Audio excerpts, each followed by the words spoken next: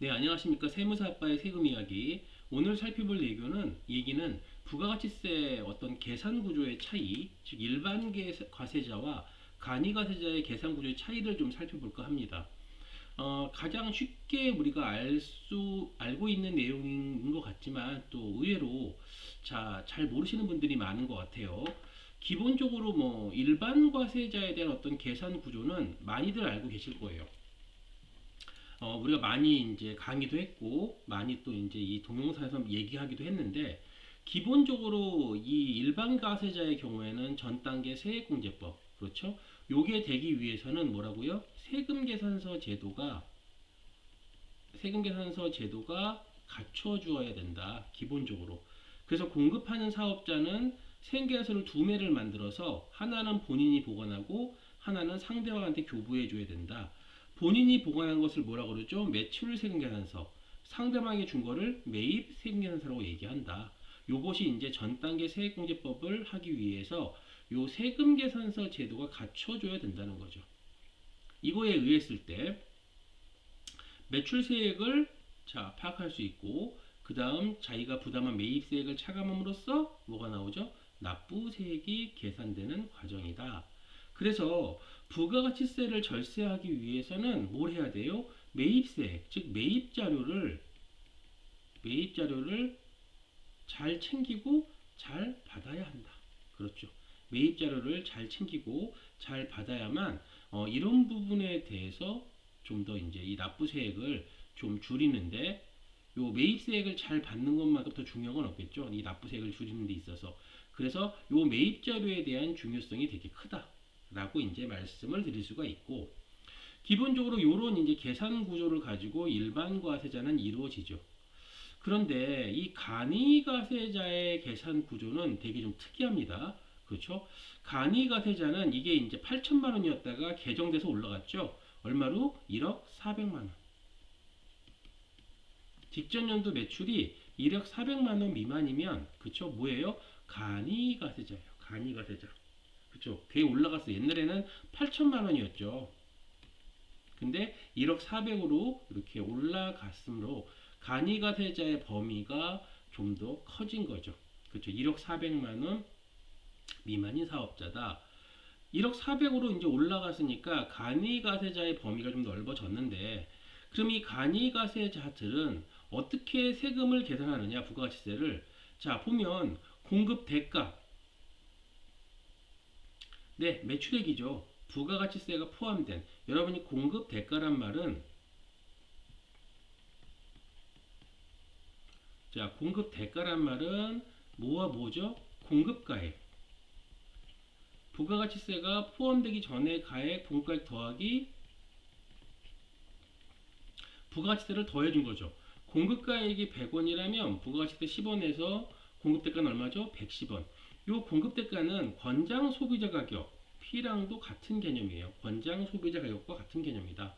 그래서 이 공급대가에다가 업종별 부가가치를 곱하고 세율을 곱하면 납부세액이 나오는 거죠. 뭐 이거를 암기하지는 마시고요. 이건 굳이 암기할 필요가 없고 이해를 하시면 되는 부분이죠. 자, 이해를 한번 해볼게요. 자, 간이가세자는 업종별 부가가치율을요, 국가가 정해줘요. 이 업종별 부가가치율을 누가 정해놨다? 네, 국가가 정해놨어요. 업종별로 부가가치율이 얼마다라고 정해놨죠. 그럼 부가가치율은 뭔가? 부가가치율, 어떤 매출이 100이었을 때 매입이 60이 발생했다면, 자, 부가가치는 얼마죠? 40이죠. 자, 60에 사와서, 자, 100에 판매했으면 부과된 가치, VA는 얼마다? 40이다. 그럼 100을 기준으로 해서 부가가치율은 몇 퍼센트예요? 40%. 매입률은 몇 퍼센트? 60%. 그렇죠. 100을 기준으로 했을 때.